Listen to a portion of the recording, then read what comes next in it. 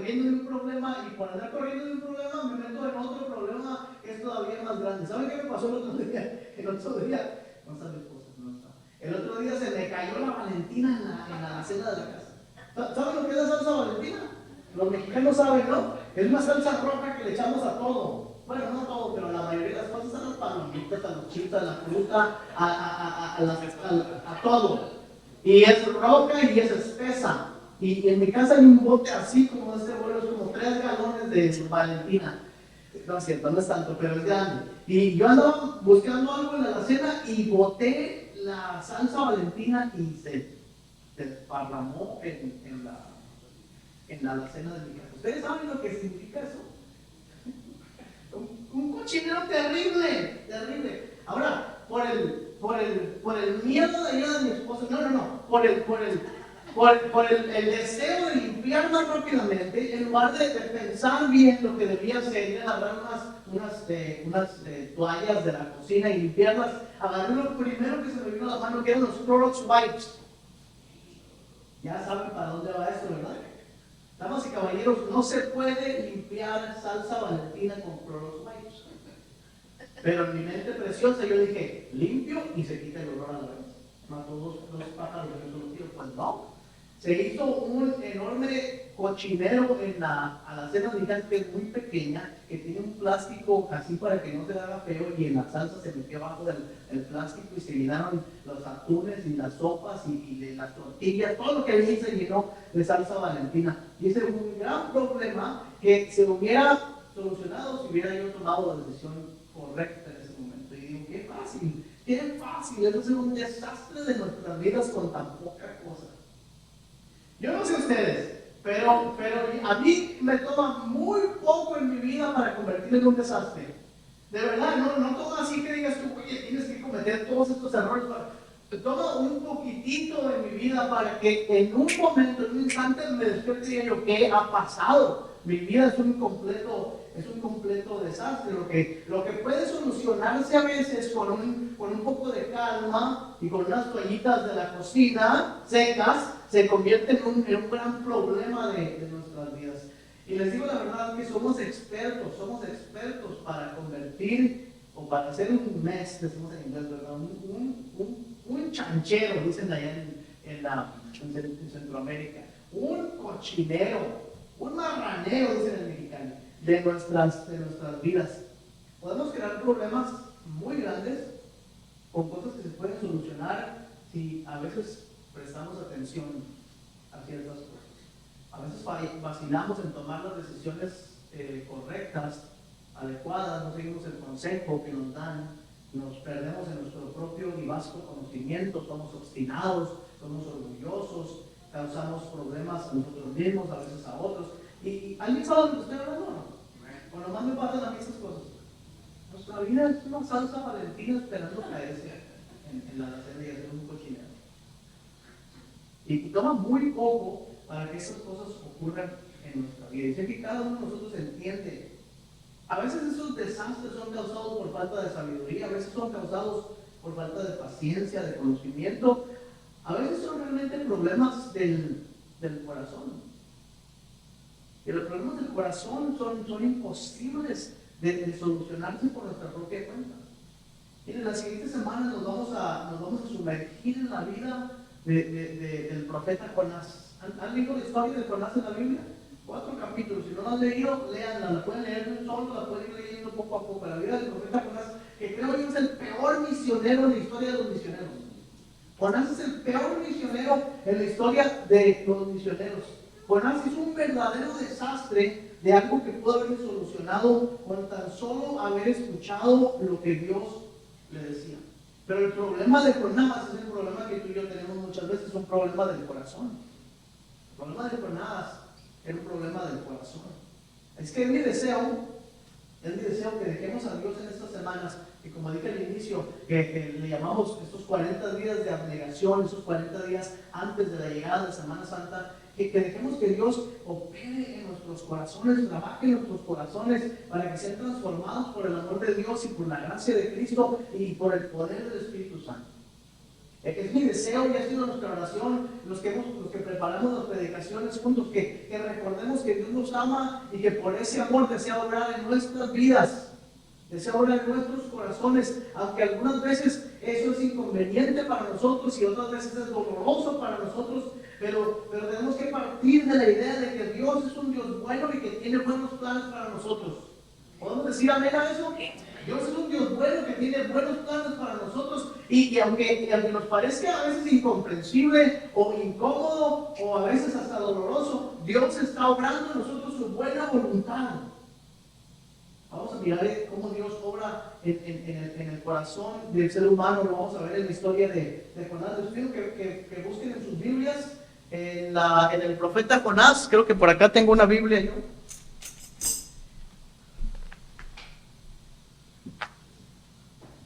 Ezequiel, Daniel, Oseas, Joel, Amós, Abdías, Jonás. ¿Ya lo tienen? Si traen Biblias, a ver, quiero ver que de verdad lo encuentran. Ezequiel, Daniel, lo digo como excusa porque no ando buscando yo. Oseas, Joel, Amós, Abdías, Jonás. Aquí lo tenemos ya. Hay un jugador del fútbol mexicano que cuando lo veo me da pena ajena. Y lo digo así, ¿verdad? El fútbol mexicano, es un jugador mexicano del fútbol que me da un poco de penita verlo a veces jugar, porque es un jugador que pareciera ser bueno, pero que resultó ser malo. Sin embargo, mete muchos goles. Ya saben a quién me refiero, no digan nombres, pero ya saben. Es el que mete gol de espalda, gol de cadera, gol de tropiezo, gol de boca, mete gol de pompi. Mete gol cuando no debe meter gol, o sea, está en el lugar incorrecto, cuando viene la pelota y él nomás voltea y ¡pum! Cae. Es un jugador que tiene un apodo como una legumbre. ¿Es una legumbre? No me decía el nombre porque capaz que nos escuchan bien en YouTube y va a decir, ese pastor no le caigo bien. No. Además estoy diciendo que no es el jugador más malo del mundo, pero es bastante torpe y bastante chistoso cuando juega. Y me recordó a Jonás. Me recordó a Jonás porque Jonás para mí se llevó el premio del peor misionero de la historia de los misioneros. Porque miren, primero, cuando ustedes comienzan a leer el libro se van a dar cuenta inmediatamente que Jonás, Dios le habla y dice que es un profeta. Más adelante, en el capítulo 2, en el capítulo 1, más adelante, cuando está hablando con los marineros que lo van a echar al agua, dice, yo soy el profeta del Dios Altísimo. Es un profeta que no quiere escuchar la voz de Dios. Es un profeta que no quiere ir a donde Dios lo manda. No solamente se rehúsa a ir a donde Dios lo manda, también se quiere esconder de la presencia de Dios. O sea, conoce a Dios, sabe quién es Dios y dice, ¿qué me puedo esconder de Dios? Y se trata de esconder se lo traga un pez gigante. Dicen, ¿era una ballena o un pez prehistórico? No sabemos. La cosa es que se lo traga un pez. ¿A quién se lo traga un pez gigante? Al Chicharito, digo a Jonás. Pero más a Jonás le pueden pasar este tipo de cosas. Es el peor de los misioneros. Y luego cuando está dentro del pez y le clama a Dios y Dios lo saca y va a predicar a la ciudad de Nínive, va de mala gana. Va pensando y va diciendo, ay, no sé qué va a pasar aquí. ¿Y qué creen que pasa? Ya creo la historia. Toda la ciudad, hasta los animalitos se convierten. Hasta las vaquitas son vestidos de silicio y de ceniza. Todo el mundo se convierte. Le da tanto coraje a Jonás que Dios haya obrado en el corazón de la gente que dice, me quiero morir. Se acuesta en una higuera que está ahí y le está pegando el sol y dice, mejor quítame la vida, le dice el Señor, arráncame la vida, le dice. ¿La conocen o no?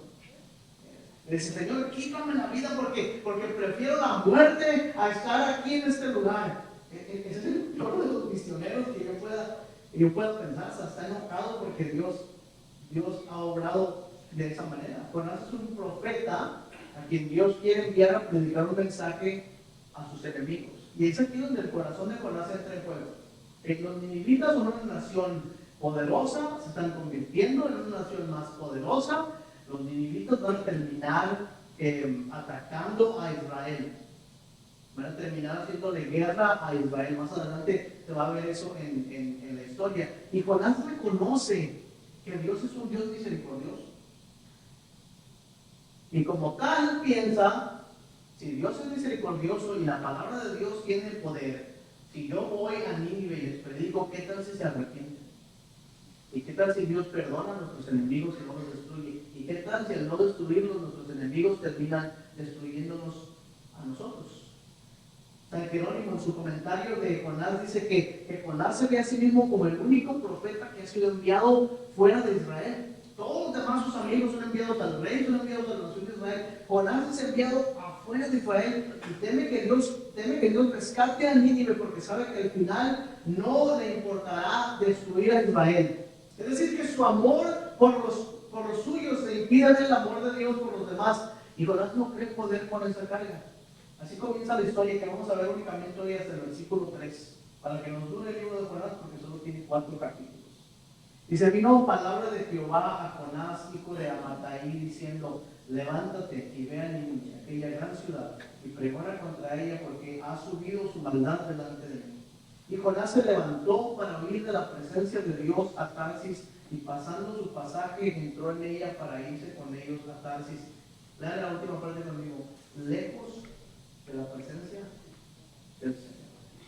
Lejos de la presencia del Señor. Es un profeta que no escucha la palabra de Dios, no obedece la palabra de Dios. Miren, el nombre Jonás significa paloma. En los tiempos bíblicos, los nombres significaban algo del carácter de la persona. Esta paloma debió ser una paloma dócil, una paloma obediente, una paloma, tal vez pensando en la historia de Noé, una paloma que lleva las buenas noticias a un mundo que está inundado por su pecado, ¿no? Pero esta paloma no es una paloma dócil, esta paloma se revela, esta paloma no quiere llevar el mensaje, esta paloma no quiere hacer lo que Dios le está pidiendo que haga. No tiene un carácter dócil, lo hemos endurecido huyendo de la presencia de Dios. Nunca usted y yo vivíamos de la presencia de Dios, ¿verdad que no? Jamás. Pueden imaginarse. El Señor viene a ti personalmente y te dice: levántate y ve a San Sacramento. Te voy a enviar ahí porque hay muchas personas que necesitan escuchar la palabra porque su clamor, su maldad ha llegado hasta los cielos. Quiero que vayas allá. ¿Por qué me quieren mandar allá? ¿Por qué quieres mandarme a esa familia que me caen tan mal, que son tan pesados conmigo? ¿Por qué quieres enviarme a esas personas esto porque si se pusieran a trabajar no fueran tan pobres? Yo no quiero ir a ese lugar, Señor, porque ahí no me tratan bien nunca. A mí no me gusta esa comunidad, a mí no me gusta ese trabajo, a mí no me gusta estar en ese lugar. Nunca huiríamos de la presencia del Señor, ¿no es cierto? Nunca diríamos al Señor: no quiero hacer algo, Señor, que tú me estás mandando a hacer, ¿no? Pensamos que eso es un asunto únicamente de Jonás y que ninguno de nosotros huiría de la presencia de Dios. Tal vez de Dios no, pero a lo mejor de su palabra un poquito. Pero quizás no de su palabra, pero tal vez nos da miedo pensar a dónde nos va a enviar el Señor. Me preocupa un poco porque qué tal si le digo al Señor que sí y me termina enviando a un lugar donde no quiero ir. ¿Qué tal si de verdad abro mi corazón al Señor ahora que el pastor anda tan emocionado diciéndole a todo el mundo que hay que orar todos los días y ayunar y que hay que buscar el rostro del Señor y que hay que arrepentirnos? ¿Qué tal si abro mi corazón y mis oídos y que al Señor se le ocurre una de esas cosas que solamente a Dios se le pueden ocurrir? Y me dice: andate y ve a tal lugar. Y yo digo: ahí no me gusta a mí. ¿Qué tal si me lo toma en serio cuando yo le digo: Señor, heme aquí, cuando estoy alabando y le digo: envíame a mí? ¿Y qué tal si se la toma en serio el Señor? ¿Qué tal si me manda a un lugar donde no me sienta cómodo, a un lugar donde lo van a rechazar, a un lugar donde mi fe no es tan relevante como lo es para mí? ¿Qué tal si Dios de verdad me escucha y me hace caso? Me dijo mi hermano Manuel hace unos días que estaba buscando por los alimentos y me dijo: cuando yo voy por la comida ya no le digo a Dios: llévaselos a los necesitados. Porque el otro día me dijo, llévatelos tú. Entonces le digo al Señor, heme aquí. Y el Señor me dice, aquí vas. El problema de participar con Dios, el problema de involucrarnos con Dios, muchas veces es un problema de nuestro corazón, como en el caso de Jonás. Es un problema de nuestro corazón, porque nuestro corazón está atiborrado de muchas cosas. ¿Qué hay en tu corazón? En mi corazón hay anhelos, hay miedos, hay preocupaciones, hay dudas. Y en mi corazón hay muchas más cosas que el deseo de escuchar lo que Dios quiere para este mundo. Yo quisiera que mi corazón fuera un corazón que está enternecido por la palabra del Señor y que está completamente dispuesto para escuchar cuando Dios dice, allí es donde debes ir, que yo diga, ok, voy a ir ahí. Y no, mi corazón está lleno de anhelos, de miedos, de preocupaciones, de temores, de dudas, de amor por otras cosas, de desprecio por algunas otras. Mi corazón se ha ido formando del amor a ciertas cosas y se ha deformado por el amor y el otro y quiere transformarse en ciertas cosas también. Lo primero que vemos en la vida de Jonás, es que él no es el misionero principal de la historia. Dios es el misionero principal de la historia. El que va primero, el que busca primero, el que llega primero, el que salva primero, el que hace todo primero, no es Jonás. Es Dios. Dios es el primer y verdadero misionero de esta historia. Y les digo por qué. Porque Dios tiene que trabajar en el corazón de Jonás para que Jonás se una a la misión de Dios. Si Jonás no está dispuesto por sí mismo en unirse a lo que Dios está haciendo con sus enemigos particularmente, pero también con Israel. Jonás está pensando de una manera muy egoísta. Está pensando que él conoce mejor los planes de Dios. Y entonces Dios, como el primer misionero, se lanza en búsqueda del corazón de Jonás para que Jonás pueda unirse con Dios a la misión. Y Dios tiene que trabajar en el corazón de este hombre para que después este hombre pueda trabajar con Dios. Pero no va a ser únicamente así. No va a enviarnos si nuestros corazones están engordados con los placeres del mundo, o temerosos de los peligros del mundo, o enamorados de las cosas del mundo. Dios va a hacer de tu corazón su primera misión. Tu corazón es el primer campo misionero de Dios. Donde Dios va a llegar antes de cualquier otro lugar, va a ser a tu corazón. Porque esa es su misión, cambiar nuestras vidas. Y Dios quiere cambiar el corazón de Jonás. Dios lo ama tanto que va a permitir que pasen ciertas cosas en su vida para que él pueda darse cuenta de que el problema no es Dios, ni el trabajo de Dios, ni la misión de Dios, ni siquiera son los ninivitas. El problema es tu propio corazón. Por eso estás cerrando tus oídos a la voz de Dios. Por eso estás tomando un barco al otro lado del mundo. Por eso estás huyendo de Dios. Porque un corazón que no se ha entregado a Dios es un corazón que siempre vive huyendo de Dios. Un corazón que no se ha entregado a Dios es un corazón que siempre vive huyendo de Dios. Y sabes que esta es una buena noticia. Estaba pensando cuando preparaba esta predicación. Es una buena noticia y es una mala noticia. Lo que voy a decirte a continuación. Todo depende de donde quieras que sea tu destino final. No podemos escondernos de Dios. No podemos huir de Dios. Y tampoco Dios se va a cansar nunca de buscarnos. Como dirán, esta puede ser una increíble noticia para algunos, pero una terrible noticia para otros. Le dije a alguien hace unos días, le dije, mira, tú le entregaste tu corazón al Señor y probaste las delicias del Espíritu, caminaste con el Señor. Dios no te va a dejar en paz en toda tu vida. Olvídate de que en algún momento vas a poder decir, Dios y yo hemos roto relaciones, Dios no me busca más y yo no lo busco a Él. Olvídate de eso, Dios te va a estar casando por el resto de tu vida. Y si no decides acercarte a Él, vivirás infeliz por el resto de tu vida.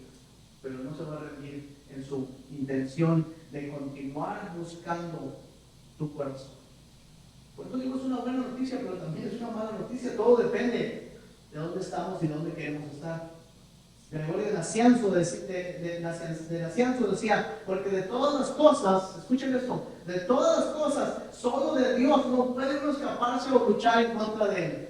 De todas las cosas de las que uno puede escapar, solamente Dios no puede uno escaparse ni luchar en contra. Si quiere apoderarse de alguien, fíjense, si Dios quiere apoderarse de alguien y ponerlo bajo su mano, Él supera a aquellos que corren rápido. Si Dios quiere apoderarse de alguien, Él es más listo que los sabios.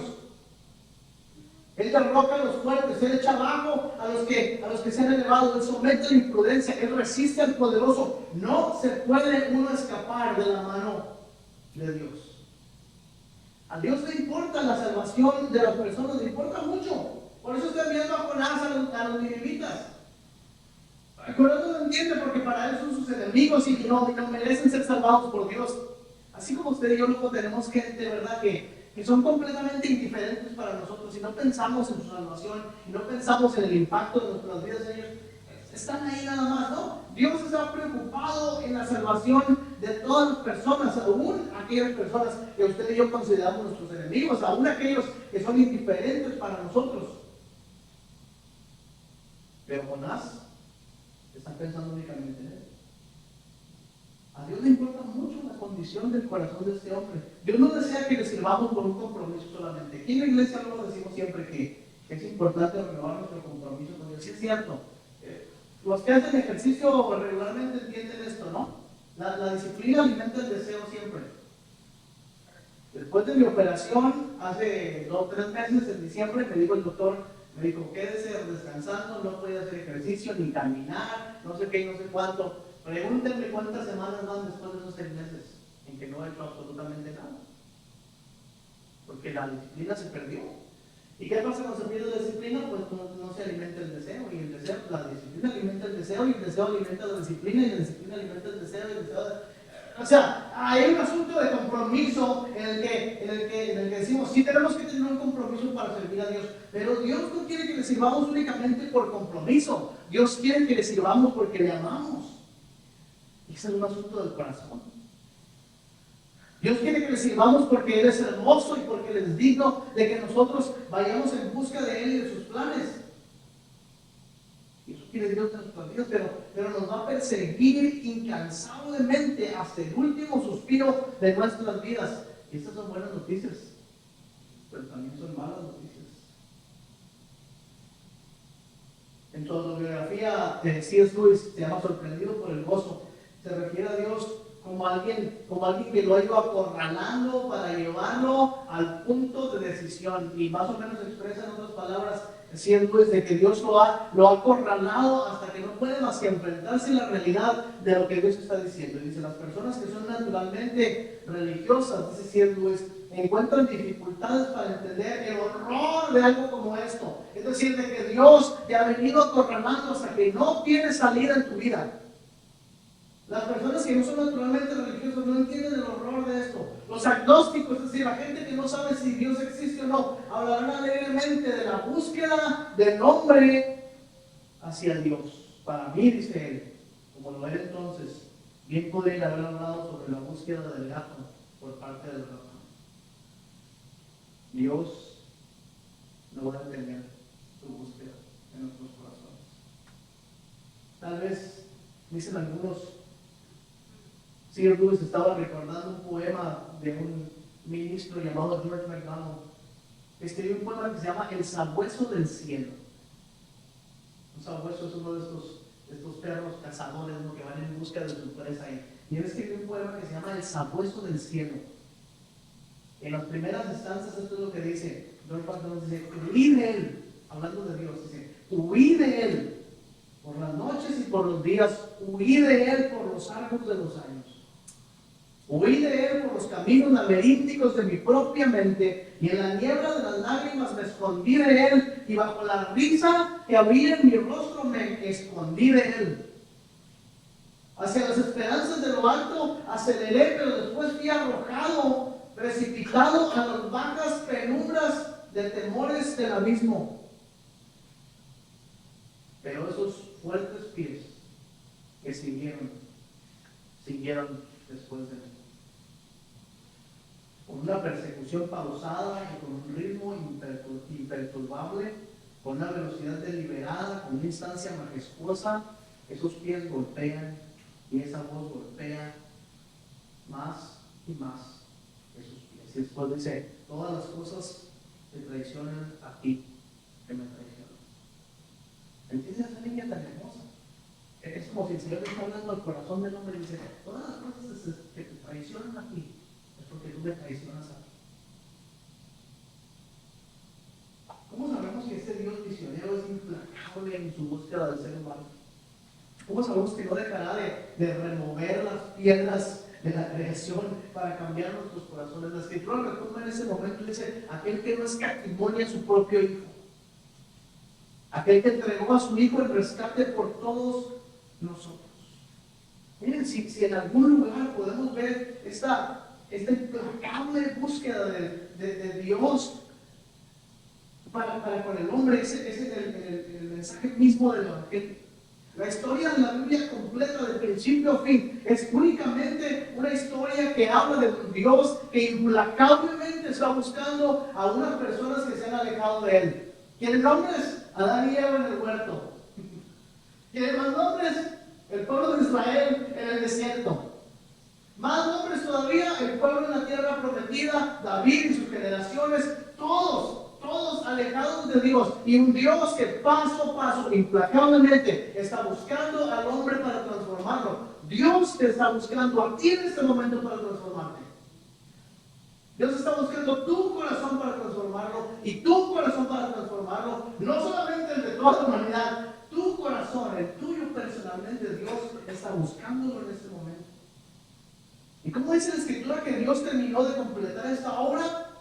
No la completó enviando un dedo desde los cielos y decir, a ti es el que quiero. No, envió a su propio Hijo Jesucristo a morir en la cruz para cambiar tu corazón, para cambiar mi corazón, para que nuestros corazones se alineen con los propósitos de Dios.